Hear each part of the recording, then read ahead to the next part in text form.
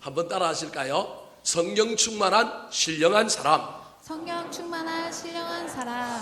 왜 인사를 그렇게 했느냐 하면 오늘이 바로 성령 강림절, 성령 강림주일이기 때문에 그렇습니다.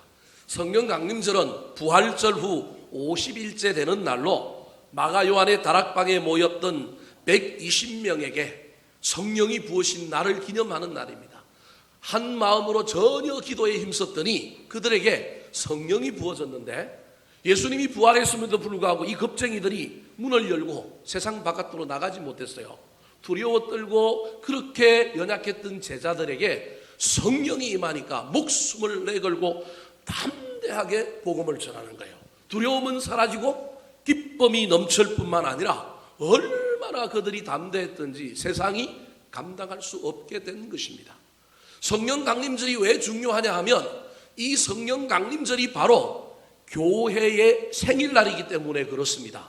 우리 교회는 1976년 4월 18일 날 만들어져서 그때가 생일이지만 전 세계에 있는 모든 교회의 생일날은 마가 요한의 다락방에 성령이 부어진 날, 그리고 그 성령 받은 사람들이 전 세계로 돌아다니면서 예수 그리스도의 복음을 전함으로 말미암아 교회가 만들어졌기 때문에 성령 강림주일, 성령 강림절을 교회의 생일날이다 그렇게 말합니다.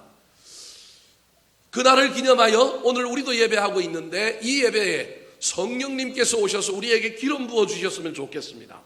그래서 그 제자들에게 임하였던 성령의 능력이 우리에게도 나타나서 두려움은 사라지고 근심은 없어지고 고난과 문제가 우리 앞에 있더라도 뒤로 도망가거나 낙심하고 절망하는 것이 아니라 통과하고 이기고 반전과 역전을 경험하는 놀라운 역사들이 나타나게 되기를 예수님의 이름으로 축복합니다.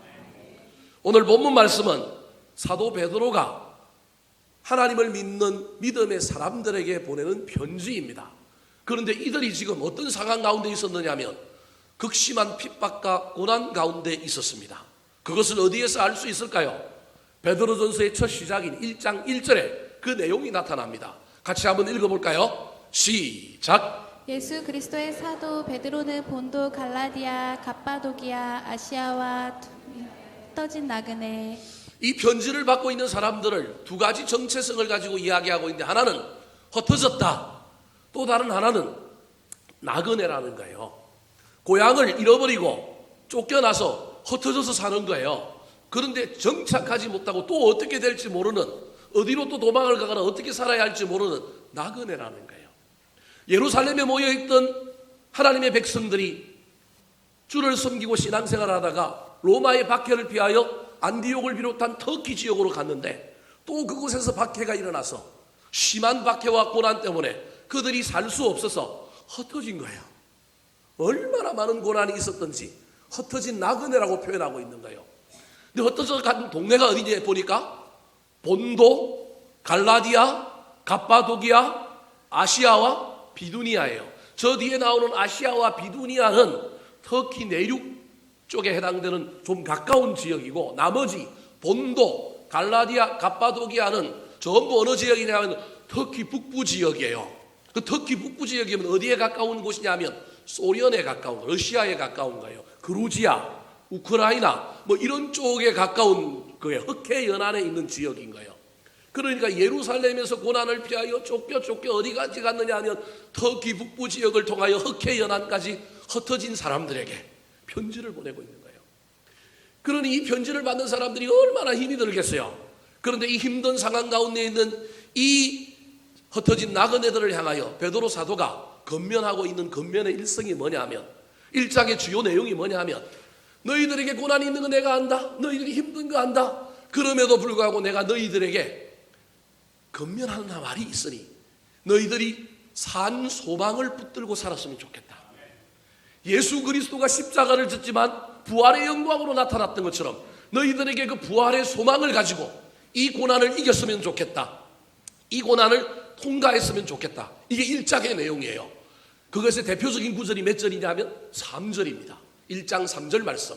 자, 우리 같이 한번 읽어볼까요? 시작. 우리 주 예수 그리스도의 아버지 하나님을 찬송하리로다. 그의 많으신 긍휼대로 예수 그리스도를 죽은 자 가운데서 부활하게 하심으로 말미암아 우리를 거듭나게 하사 산 소망이 있게 하시며 예수를 믿어서 이미 구원받아서 거듭나 있는 사람인데 다시 거듭나게 하사라고 표현하고 있는 저 말은 마음이 뭉개진 거예요.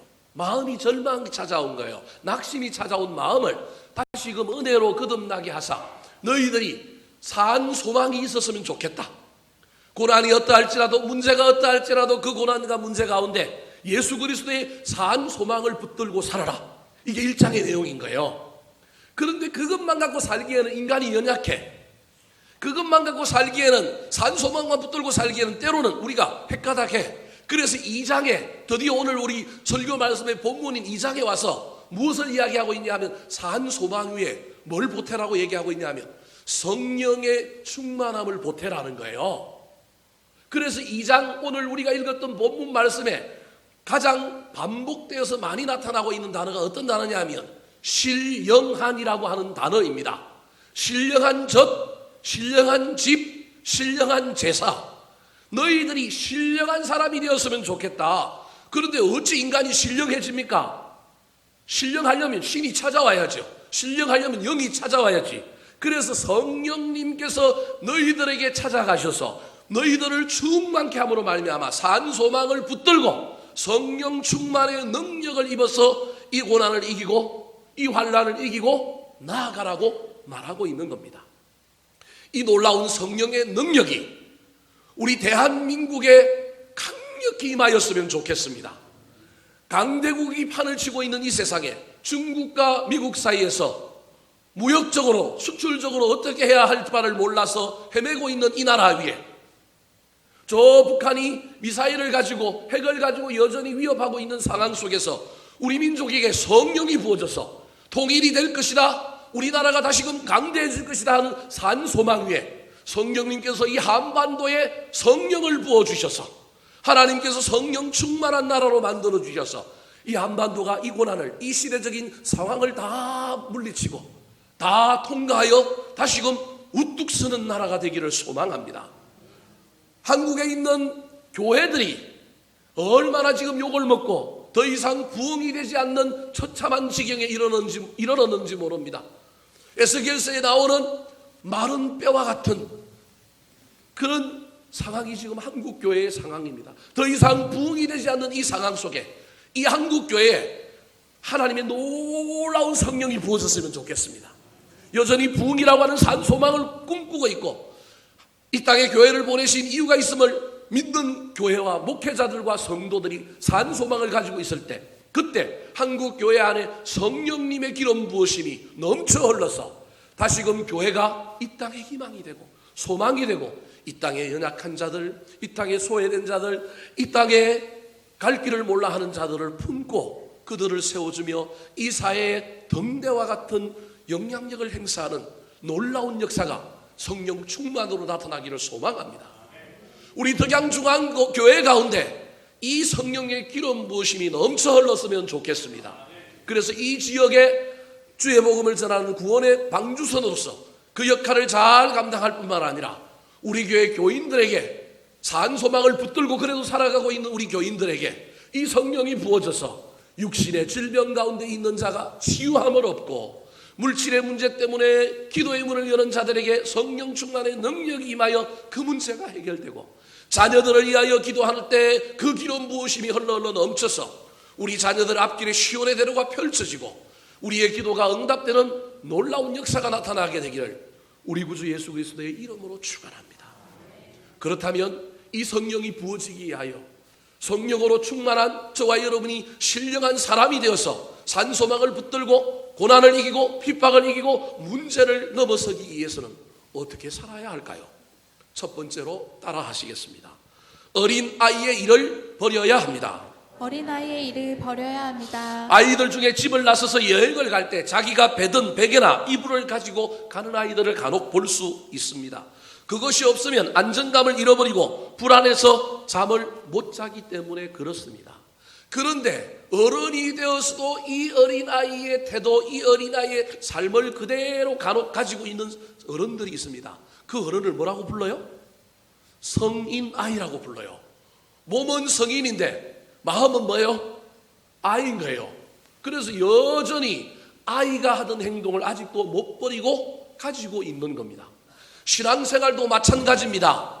저와 여러분이 예수 믿고 영적인 어린아이를 거쳐서 이제 믿음의 대장부가 되고 성인이 되었다고 한다면 버려야 할 제약된 모습, 옛날의 모습이 있는데 그것을 버리지 못하고 있는 거예요.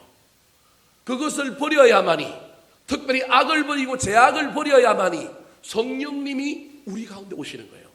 왜냐하면 성령님은 제약을, 못된 모습을, 연약한 것을, 악한 모습을 좋아하지 않기 때문에 그렇습니다. 그래서 사도 바울은 고린도서 13장 11절에서 너희들이 장성한 어른이 되었다고 한다면 어린아이의 일을 버리라고 이야기합니다. 같이 한번 읽어볼까요? 시작. 내가 어렸을 때에는 말하는 것이 어린아이와 같고 깨닫는 것이 어린아이와 같고 생각하는 것이 어린아이와 같다가 장성한 사람이 되어서는 어린아이의 일을 버렸노라. 사랑하는 성도 여러분, 지금 저와 여러분이 장성한 사람이 되었는데 여전히 가지고 있는 어린아이의 일이 어떤 일이 있습니까? 영적으로 저와 여러분이 성장했는데 아직도 세상 것을 붙들고 있는 것이 있습니까? 이 시간 그 일을 버리시기 바랍니다. 베드로 사도가 흩어진 나그네 된 믿음의 사람들에게 고난 속에서도 신앙을 지키고 있지만 여전히 그들에게 성인 아이의 모습이 있었던 거예요. 버리지 못한 것이 있었던 거예요. 그래서 오늘 보면 2장 1절에서 그 버릴 것 5가지를 건면하고 있습니다. 같이 한번 읽어보겠습니다. 시작. 그러므로 모든 악독과 모든 기만과 외식과 시기와 모든 비방하는 말을 버리고 5가지 악, 5대 악을 이야기하고 있습니다. 악독은 우리 마음 깊은 곳에서부터 일어나는 겁니다. 그런데 이것을 통하여 그 다음에 우리의 삶의 형태에 나타나고 있는 3가지 또 다른 악이 있는데 그게 기만, 외식, 시기입니다. 사람과 관계에 있어서 나타나고 있는 것이 있는데 그것이 무엇이냐면 비방하는 말입니다. 이 5가지를 믹서기에 돌려서 전부 갈아버리면 하나로 만들어진데 그게 뭐냐 하면 바로 미움입니다. 미움의 마음이 악독으로 우리 마음속에 있으면 그 미움 때문에 외식하고 시기하고 비방할 뿐만 아니라 사람을 기방하는 놀라운 악의 모습들로 나타나게 되는 것입니다. 사랑하는 성도 여러분, 1세기의 그리스도인들과 달리 저와 여러분에게 지금 어떤 악의 모습이 있습니까? 어떤 좋지 못한 것들이 있습니까?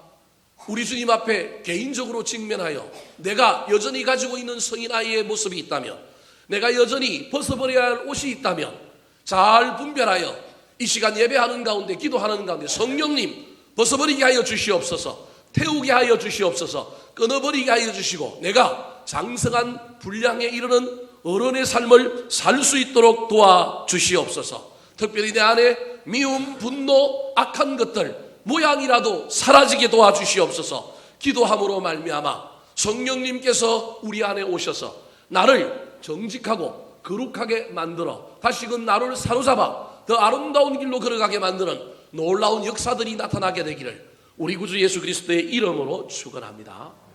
2번째로 성령이 부어지고 저와 여러분이 성령이 충만한 새 사람이 되어서 산소망을 붙들고 고난과 환난을 이기며 달려가기 위해서 어떻게 해야 할까요?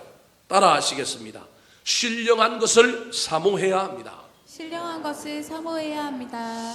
사모함이 없는 사람은 문제가 있습니다.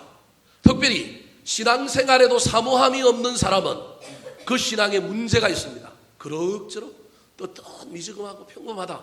여러분 그러면 곤란합니다. 신앙생활에는 사모함이 있어야 합니다. 열망이 있어야 합니다. 제가 오늘 설교하는데 말씀을 통하여 여러분을 변화시키고 하나님의 말씀을 전함으로 여러분에게 은혜를 끼치고자 하는 사모함이 저한테 있는 것 같습니까? 없는 것 같습니까? 없는 것 같아요? 없으면 제가 이렇게 설교할까요? 그냥 헬렐레 듣든지 말든지 나는 전한다. 받아들이려면 받아들여라. 여러분 열정이 있느냐 사모함이 있느냐 없느냐 얼마나 그것이 중요한지 모릅니다. 있느냐 없느냐가 큰 차이를 가져다 줍니다. 여러분 신앙생활에 지금 사모함이 있습니까? 여러분 신앙생활에 지금 어떤 것이 있습니까? 정치적으로도 사모함이 많은 사람들이 모여서 누군가를 추종하고 누군가를 막 대통령 만들려고 했던 모임들이 있어요. 그 중에 대표적인 모임이 노사모, 노무현 대통령을 사모하는 사람들. 그 다음에 박사모, 박근혜 대통령을 사모하는 사람들. 지금 대통령이 누구예요? 문재인 대통령이죠. 그 문재인 대통령에게는 그런 사람이 없을까요? 있죠. 그 사람들을 뭐라고 불러요? 문사모. 심지어 너무 지나쳐서 사모자는 빼고 문빠 그렇게까지 얘기하잖아요. 여러분, 왜 우리 교회는 이런 모임들이 없는지 모르겠어요. 족구를 사랑하는 사람들의 모임 족사모, 찬양을 사랑하는 사람들의 모임 찬사모, 뭐 이런 모임들이 우리 교회 안에서 막 만들어졌으면 좋겠는데, 여러분, 사모하는 것이 얼마나 강력한지 그 사모하는 사람들끼리 모여서 그것을 어떻게 해보려고 애를 쓰는 모습이 나타나는 거예요. 그런데 이런 노사모, 문사모, 박사모 이런 말을 하는 사람들은 어떤 사람이? 옛날 사람이에요. 요즘 젊은 애들은 이런 말을 쓸까요? 안 쓸까요? 무슨 사모 이런 말은 안 써요. 요즘 젊은 애들은 어떤 말을 쓸까요? 화면을 한번 보시기 바랍니다. 자, 저 말이 무슨 말인지 아는 사람이 여기 있을 거예요. 젊은 사람들은. 근데 나이 드신 분들 중에는 저게 뭔 말이요? 저게 뭔 말인지 모르는 사람은 옛날 사람이에요. 우리 전부 옛날 사람인 거예요, 사실은. 요즘 애들은 무슨 사모 이런 말을 안 써요. 덕후, 입덕, 새해 이런 말을 써요. 저게 뭔 말인지 간단하게 설명할게요. 덕후라는 말은 일본 말에 오타쿠라고 하는 말에서 왔는데, 그냥 직접 설명하면 너무도 덕스럽게 누군가를 추정하고 따르고 무엇에 과도하게 팬심을 가지고 막 행동하는 사람들을 뭐라고 부르느냐 하면 덕후라고 불러요. 그러니까 우리는 그 덕후를 옛날에 뭐라고 부르냐면 무슨 사모라고 불렀는데, 요즘 애들은 무슨 사모라고 안 부르고 뭐라고 부른다고요? 덕후라고 부른다는 거예요. 아주 미친 광편인 거예요. 그런데 그런 강편의 모임에 아주 팬심을 가지고 새로 열렬한 마음으로 가입하는 사람을 뭐 했다고 그런다고요? 입덕했다 그래요. 입덕. 처음 듣는 말이죠. 입덕했다는 말이에요. 새해라는 말은 최고로 사랑한다 그런 말이에요. 나의 최애 소장품, 내가 최고로 사랑하는 최애 사람, 뭐 이럴 때 쓰는 말이 최애라고 하는 말입니다. 시대는 지났지만 옛날 사람이든 요즘 사람이든 그 인생 가운데 전부 열렬히 사모하고 열렬히 사랑했던 그 무엇인가 있는 거예요. 세상에서도 이러할진데 신앙을 가진 우리가 사랑하고 열렬히 사랑하고 열렬히 사모하는 것이 없다면 그거 어떡하겠어요? 제가 지금 왜 이렇게 거품을 내물고 여러분에게 이야기하느냐 하면, 불과 10년 전만 해도 한국 교회 안에 성령 받으라 성령에 대한 열망이 너무 과도해요. 저거 이상한데, 저거 잘못하면 큰일 난데, 강신 쪽으로 가는데 이래버렸단 말이에요. 근데 불과 몇 년 사이에 교회 안에 광신이라도 좀 나타났으면 좋겠는데, 교회 안에 사모함이 있어요, 없어요? 없다고 표현하면 섭섭할 사람들이 좀 많겠지만, 교회 안에 성령 충만을 사모하고 은사를 사모하고 교회 안에 무엇을 사모하는 사람들이 없어졌단 말이에요. 큰일입니다. 여러분, 열망을 품어야 합니다. 사모해야 채워집니다. 마태복음에 보면 어떤 귀신이 들렸는데, 귀신이 기존에 그 있던 곳에서 너무 좀 깝깝하고 마음에 안 들어서 그 집을 떠나버렸어요. 그랬더니 주인이 귀신을 나간 걸 보고 그 집에 와갖고 청소를 깨끗이 했어요. 귀신이 나갔다가 여러 군데를 돌아보니까 살만한 데가 별로 없어요. 그래서 구간이 명간이다 그래서 옛날 살던 집으로 돌아왔더니 집이 어떻게 돼 있어요? 깨끗이 청소가 돼 있어요. 옳다구나, 나 혼자 살기는 너무 넓네. 그래서 몇 명을 더 데리고 와요? 7명을 더 데리고 오는 거예요.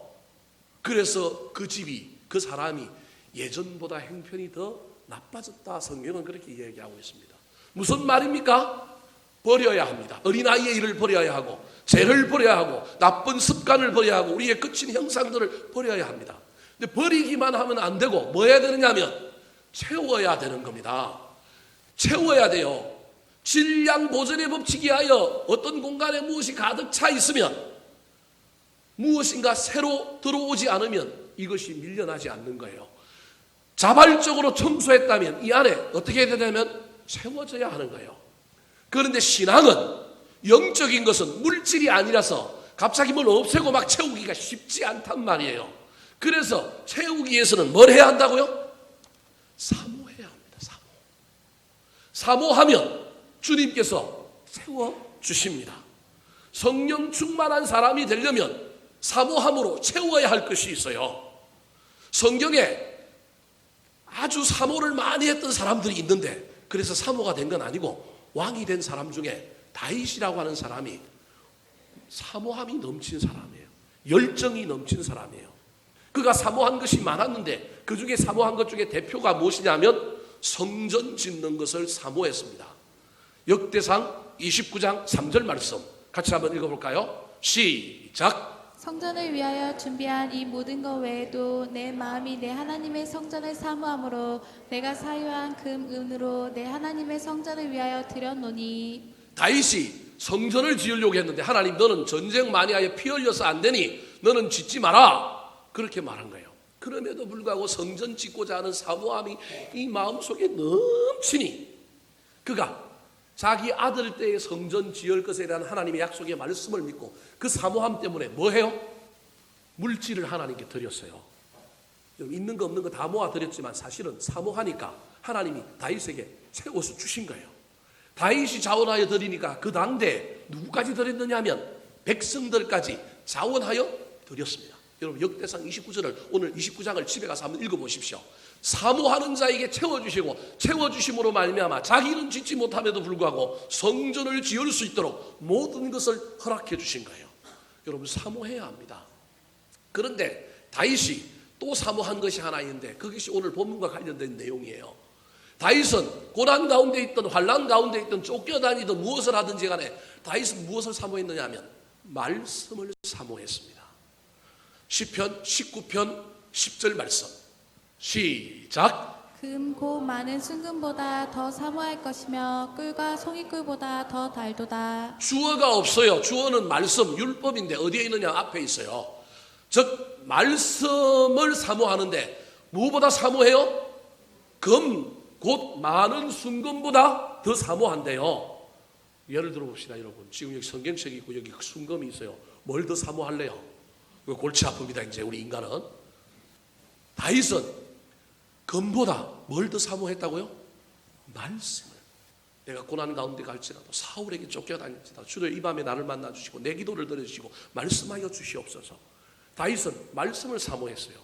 사모하니까 여러분 사모를 왜 해야 되는지 여러분에게 말씀드리려고 지금 저 구절을 설명하는 거예요. 사모하니까 말씀이 어땠다고요? 꿀과 송이꿀보다 더 달더라. 사모하지 않고 누군가에게 선물을 받으면 선물을 받았는데도 별로 안 기뻐. 그런데 내가 갖기를 사모하고 기대하고 고대하고 파마하고 있는데 그 선물이 채워지면 기쁨은 배가 되는 거예요.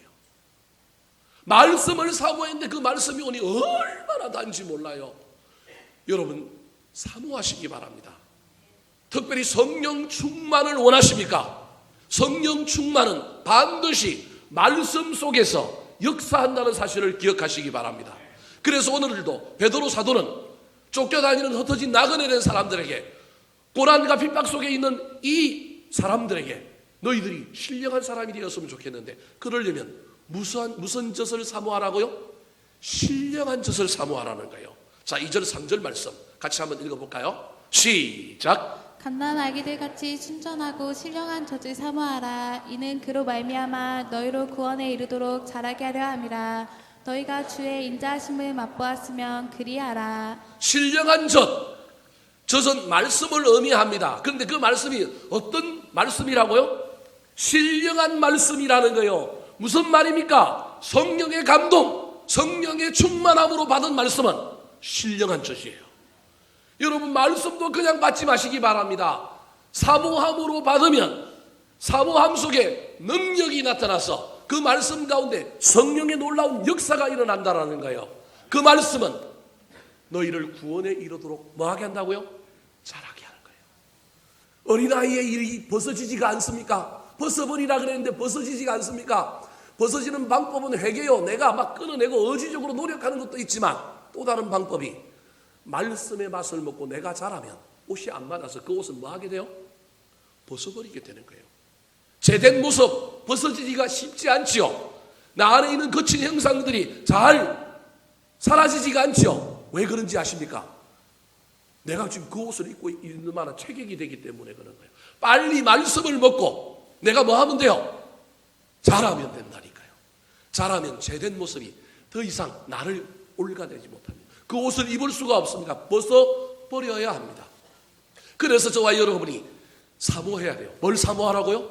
말씀을 사모하라니까요. 말씀 사모하면 성령이 임하십니다. 특별히 그 말씀을 사모하면 그 말씀이 신령한 말씀이 된다는 거예요. 앞에 화면을 다시 보여주시겠어요? 그래서 그 말씀이 3절요 앞에 거 뒤로 넘어가 버렸어요. 네, 거기 보니까 너희가 주의 인자하심을 뭐 했으면? 맛보았으면, 말씀의 맛을 맛보아 아는 사람. 기가 막히게 맛보아 아니까 갈수록 더 사모하는 거예요. 사모해서 받았더니 맛있고, 맛있더니 또 뭐예요? 또 사모하는 거예요. 그러니 안 자라겠어요? 그러니 그곳에 성령님의 역사가 없겠어요? 나타납니다. 성령의 놀라운 역사가 나타나서 소망도 붙들고 능력받아서 고난도 이기고 환난도 이기며 나아가게 되는 것입니다. 사랑하는 성도 여러분, 지금 여러분에게 사모함이 있습니까?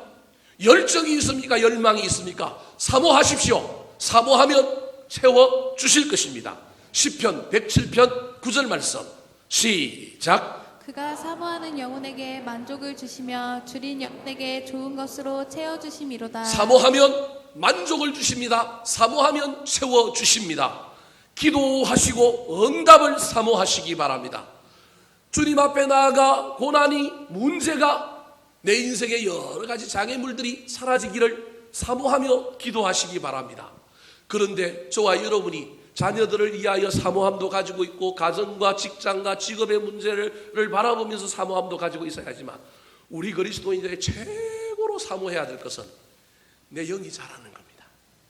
내가 성장하는 겁니다. 여러분 이 원리를 잘 기억하셔야 됩니다. 자꾸 자식들 잘 되게 해주십시오. 사업 잘 되게 해주십시오. 여러분 내가 잘 되면, 내가 하나님 앞에 영적으로 부유해지면, 내가 어린아이 일을 버리고 내가 영적으로 성장하면 나를 통하여 그 일은 해결되게 되어 있습니다. 주님 앞에 기도하고 기도의 응답도 사모하실 뿐만 아니라 주님 내가 자라기를 원합니다. 내가 영적으로 부흥하기를 원합니다. 그 사모함을 가지고 달려가시기 바랍니다.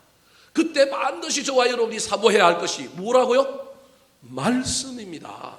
하나님의 말씀을 종이에 적혀져 있는 글씨로 받아들이지 말고 하나님의 말씀을 귀로 들려오는 말씀으로 받지 마시고 사모함으로 받으면 맛을 알게 됩니다. 사모함으로 받으면 그 말씀에 놀라운 역사가 나타나게 될 것입니다. 그 말씀을 사모하고 그 말씀의 맛을 보아서 성령님께서 역사함으로 말미암아 인생의 모든 문제를 이기고 견디고 해결하며 달려가는 성령 충만한 사람들이 되시기를 우리 구주 예수 그리스도의 이름으로 축원합니다. 세 번째로 성령 충만한 사람이 되기 위해서는 어떻게 해야 할까요? 따라 하시겠습니다. 신령한 제사장으로 살아야 합니다. 신령한 제사장으로 살아야 합니다. 자, 벗어버렸으면 채워야죠. 사모함으로 말씀을 채워야 합니다. 그런데 세 번째로는 뭐라고 얘기하고 있냐 하면 신령한 뭐가 되라고요? 제사장이 되라는 겁니다. 신령한 제사장이라고 하는 것이 뭘까요? 구약에 제사에는 누가 있어야 되냐면 제사장이 있어야 합니다. 제사장의 역할은 무슨 역할이냐면 회중들이 자기 죄를 위하여 제물을 가지고 오면 그 제물을 대신 가지고 하나님께 바치는 예배를 돕는 자의 역할이 누구냐 하면 제사장이에요. 그런데 신약 시대에 오면 이 제사장은 없어요. 그런데 그걸 잘 알고 있는 베드로 사도가 지금 5절에 보니까 뭐라고 얘기하고 있냐면 신령한 제사를 드릴 거룩한 제사장이 될지니라 그렇게 말하고 있어요. 성령 충만한 사람, 성령 충만함을 입어서 벗어버리고 채운 사람, 그 사람이 그 다음에 살아야 할 삶이 있는데 그게 뭐냐면 거룩한 제사장의 삶이라는 거예요. 아니 구약에 쓰이던 용어를 왜 신약에 이야기하고 있을까? 즉 거룩한 제사장이라고 하는 것이 도대체 어떤 의미일까를 알려면 뒤에 나오는 9절 말씀을 먼저 우리가 이해해야 합니다. 자, 2장 9절 말씀, 그 유명한 만인 제사장설의 근거가 되는 말씀입니다. 같이 한번 읽어볼까요? 시작. 그러나 너희를 택하신 족속이요 왕같은 제사장들이요 거룩한 나라요 그의 소유가 된 백성이니 이는 너희를 어두운 데서 불러내어 그의 기이한 빛에 들어가게 하시 이에 아름다운 덕을 선포하게 하려 하심이라. 여러분 저 말씀이 얼마나 중요한 말씀인지 모릅니다. 우리가 이제는 제사장이 필요 없이 우리 스스로가 왕 같은 제사장이 되어서 하나님께 직접 나아갈 수 있는 예배자가 된 만인 제사장설에 대한 근거가 되는 말씀이에요. 그래서 그러나 너희는 왕 같은 뭐가 되었다고요? 제사장이 되었다라는 거예요. 그냥 거룩한 제사장이 아니라 왕 같은 제사장이라는 거예요. 자, 그런데 문제는 왕 같은 제사장과 관련하여 구약적인 용어고 신약에는 더 이상 쓰이지 않는 이 용어를 베드로 사도가 잘 알면도 불구하고 이 거룩한 제사장이라고 하는 이 용어를 쓰고 있단 말이에요. 이게 성령 충만한 사람이 앞으로 살아내야 될 삶이고, 저와 여러분이 성령을 소멸하지 않으려고 한다면, 성령을 받아서 충만했는데 이 성령이 다시금 소멸되지 않게 하려면 우리가 어떤 삶을 살아야 되냐면 거룩한 제사장의 삶을 살아야 한단 말이에요. 근데 거룩한 제사장이라고 하는 말 속에 우리 머릿속에는 뭐가 들어있냐면 남의 제사를 돕는 이게 거룩한 제사장인데 그 의미가 아니라는 거예요. 그럼 어떤 의미일까요? 그것을 알기 위해서는 저기 나오는 단어 중에 가장 중요한 단어가 뭐냐 하면 그의 기이한 빛에 들어가는 것. 거룩한 제사장이 되기 위해서 첫 번째 해야 될 것이 있는데 그게 뭐냐 하면 예수 그리스도의 기이한 빛에 들어가는 거예요. 저건 무엇을 상징하느냐 하면 예수 그리스도를 믿는 구원의 감격, 구원의 핵심, 구원의 체험, 예수 그리스도와 연합하여 내가 거듭나고 새로워지고 있는 구원의 놀라운 역사를 얘기하는 거예요. 저게 그의 기이한 빛에 들어가는 거예요. 내가 왕같은 제사장, 5절에 나오는 거룩한 제사장이 되기 위해서 첫 번째 해야 될 일인데 그게 뭐냐면 기이한 빛에 들어가는 거예요.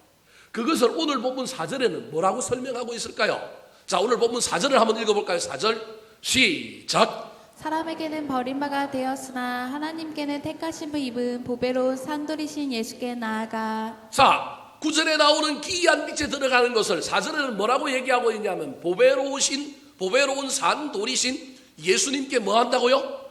나아가. 저걸 그냥 모든 설명을 줄이고 그냥 직설적으로 얘기하면 내가 먼저 예배자가 되어서 하나님께 나아가서 은혜 받는 것. 어렵지 않죠, 여러분? 거룩한 제사장이 되려면 내가 기이한 빛에 들어가야 해. 그 빛을 봐야 돼. 그 경험이 있어야 돼. 근데 그 경험을 할 수 있는 공간, 제도가 뭐냐면 주님께 나아가는 뭐가 되는 거예요? 예배가 되는 거예요. 그래서 거룩한 제사장이 되려면 제일 먼저 해야 될 일이 첫 번째 일인데 그게 뭐냐 하면 온전한 예배자가 되는 거예요. 온전한 예배자가 될 때 나에게 변화가 일어나요. 어떤 변화가 일어나느냐? 5절 말씀 같이 한번 읽어볼까요?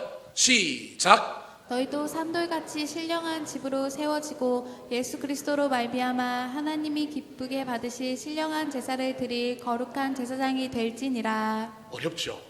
다시 설명을 해볼게요. 거룩한 산 제사장이 되려면 온전한 예배자가 되어야 되는데 그 예배자가 되면 놀라운 변화가 일어나는 거예요. 그 변화를 이야기하고 설명하고 있는 단어가 있는데 그게 뭐냐면 산돌이라고 하는 단어예요. 4절에도 산돌이 나왔고 5절에도 산돌이 나오는데 산돌은 영어로 이야기하면 리빙스톤이에요. 사람 이름 리빙스톤이 아니라 살아있는 돌 리빙스톤이에요. 다르게 얘기하면 그게 코너스톤이에요. 살아있는 산돌이라고 하는 말은 돌이 생명력이 있어서 그 위에 흔들리지 않는 무엇을 짓게 되는 돌이라는 거예요. 기초가 되는 돌. 그걸 우리는 뭐라고 얘기해요? 모퉁이 돌이라는 거예요. 모퉁이 돌의 존재 의미는 자기 스스로가 존재 의미가 있는 게 아니라 자기 위에 무엇이 지어지는 거예요. 여러분, 저와 여러분이 예배를 온전히 드리고 예배자가 되어야 될 일, 저와 여러분이 기이한 빛에 들어가야 될 이유가 뭐냐면 저와 여러분이 뭐가 되는 거라고요? 산돌이 되는 거라니까요. 앞에 4절 5절을 다시 한번 보여주시겠어요? 저기 보니까 4절 한번 보여주시겠어요? 4절 보배로운 산돌이신 예수님께 나아가 그랬어요. 이때 산돌은 누구예요? 예수님이에요. 근데 그분에게 나아가서 내가 온전한 예배자가 되면 5절 너희도 뭐가 된다고요? 산돌같이. 여러분, 저와 여러분이 예배함으로 뭐가 되는 거예요? 죄송하지만 돌이 되는 거예요. 김돌, 이돌, 채돌, 박돌. 우리가 돌이 되는 거라니까요. 여러분, 왜 이렇게 표현하고 있을까요? 지금 이 편지를 쓰는 사람이 누구예요? 베드로예요. 베드로의 원래 이름이 뭐예요? 시몬이 시몬. 시몬의 이름의 뜻이 뭘까요? 갈대예요. 갈대. 갈대 위에는 집이 지을 수 있을까요? 없을까요? 못 지어요. 갈대에 집 지으면 큰일 나요. 그런데 그 갈대였던 시몬이 예수님께 나아가서 기이한 빛에 들어가서 은혜 받았더니 주님이 그를 존재를 바꾸어 주셨어요. 뭘로 바꾸어 주셨어요? 베드로, 페트로, 반석 바꾸어 준 거예요. 이게 예배라는 거예요. 여러분 예배는 저와 여러분의 존재가 바뀌는 거예요. 시몬에서 반석이 되는 거예요. 페트로스, 베드로가 되는 거예요. 내가 베드로가 되고 나니까 원래 반석은 누구냐면 예수님이었는데 내가 예배의 성공자가 되어서 내가 산돌, 내가 예수님처럼 나도 베드로가 되니까 내 위에 어떤 집이 지어진다고요? 신령한 집이 지어지는, 내 위에 신령한 집이 지어지는 거예요. 여러분 여기까지가 뭐냐 하면 예배의 성공자예요. 요것도 성령의 은혜가 있어야 하고 요것도 성령이 충만해야 되는데 성령님은 여기까지만 원하시는 것이 아니에요. 너희들이 산돌같이 신령한 집으로 세워지고 난 다음에 너희들이 예배의 성공자가 되고 난 다음에 그 다음에 해야 될 것인데 그게 뭐냐 하면 그 다음에 나오는 것이 예수 그리스도로 말미암아 하나님이 기쁘게 받으실 신령한 제사를 드릴 거룩한 산제사장이 되라는 거예요. 내가 교회에 와서 예수님께 나아가서 기이한 빛에 들어가서 주와 연합하고 은혜를 받아서 내가 산돌이 되어서 내가 갈 때가 아니야. 산돌이 되어서 내 위에 집이 지어졌어. 신령한 집이 지어졌는데 야 그걸로 만족하면 안 돼. 좀 더 쉽게 이야기할게요. 교회당에 와서 오늘 주일날 예배 드리는 것 여러분 요걸로 만족하는 건 성령님이 충만한 내용이 아니라는 거예요. 성령님이 충만하면 여기로 끝나는 것이 아니라 여기에서 거룩하게 찬송 부르고 여기까지 막 했지만 우리 주님이 궁극적으로 원하시는 제사는 이 제사가 아니에요.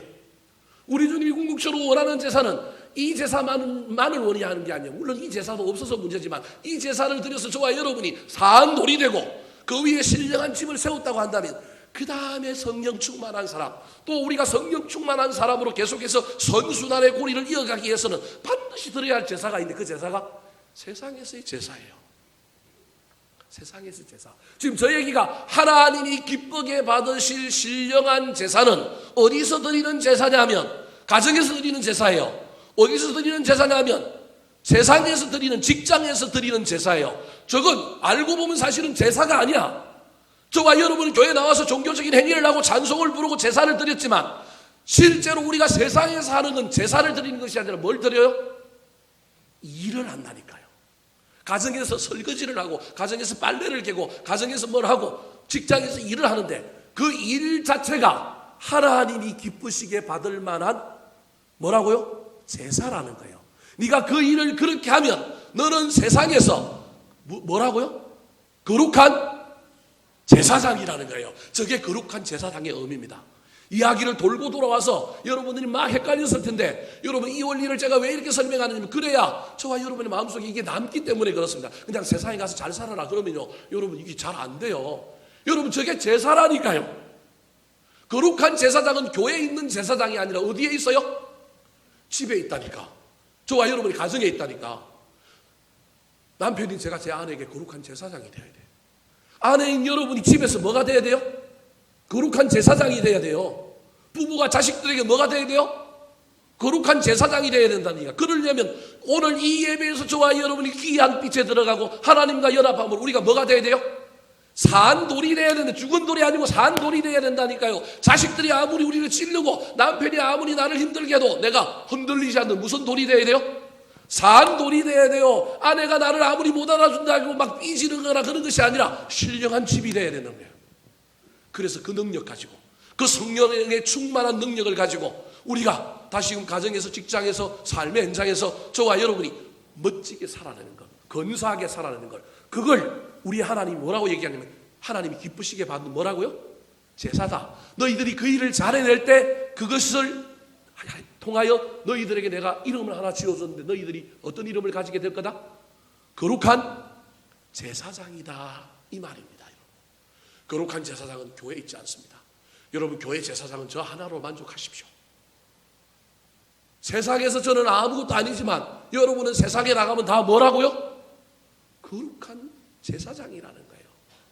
그 제사 때문에 그것 때문에 사람들이 주께로 돌아오고 그것 때문에 하나님이 영광을 받는다면 성령 충만이 거기에 있는 거예요.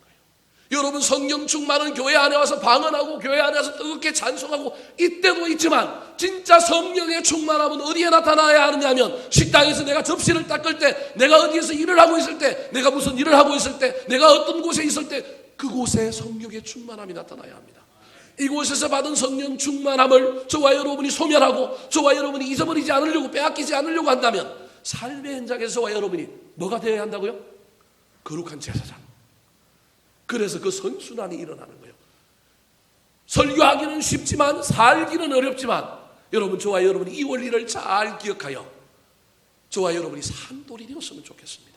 그래서 우리가 만든 산돌 위에 우리 자녀들이 지어지고 신령한 집으로 지어지고, 내가 산돌이 되어 거룩한 제사장으로 살아갈 때 나의 리빙스톤, 나의 코너스톤 위에 다른 사람들의 신령한 집이 지어지고 그들이 예수께 관심이 있고 주께 돌아오고 주님 앞에 나오는 놀라운 역사들이 나타나면 이것처럼 기쁜 것이 어디 있겠습니까? 꼭 사람들이 세워지고 사람들이 돌아오지 않는다 할지라도 저와 여러분이 삶의 현장에서 거룩한 제사장이 되는 것만으로도 우리 주님이 기뻐하신다는 것입니다. 여러분, 교회 안에서도 열심히 일하고 섬겨주십시오. 그런데요, 교회 안에서는 열심히 건사요, 집사요, 그런데 세상에 나가면 잡사요, 세상에 나가면 이상하면 여러분 골치 아픕니다.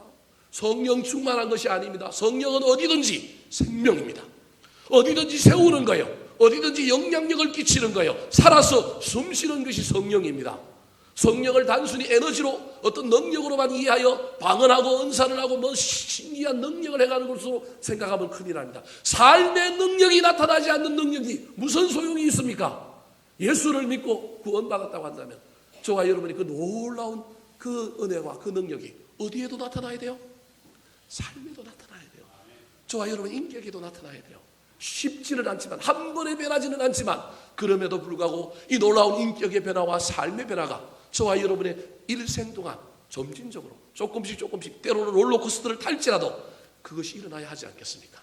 그것을 붙들고 달려가는 자가 모두 다 누가 되느냐 하면 거룩한 산제사장이 된다는 사실을 잘 기억하여 저와 여러분이 이 사명을 잘 붙들고 살아서 여전히 성령이 교회 안에서만 숨쉬고 교회 안에서만 역사하는 것이 아니라 세상 바깥에서도 나와 함께 숨쉬고 나와 함께 역동적으로 활동함으로 말미암아 더욱 그 성령님이 나를 능력 있게 만들고 힘 있게 만들어서 고난도 이기고 환난도 이기고 문제도 해결하며 달려가게 되기를 우리 구주 예수 그리스도의 이름으로 축원합니다.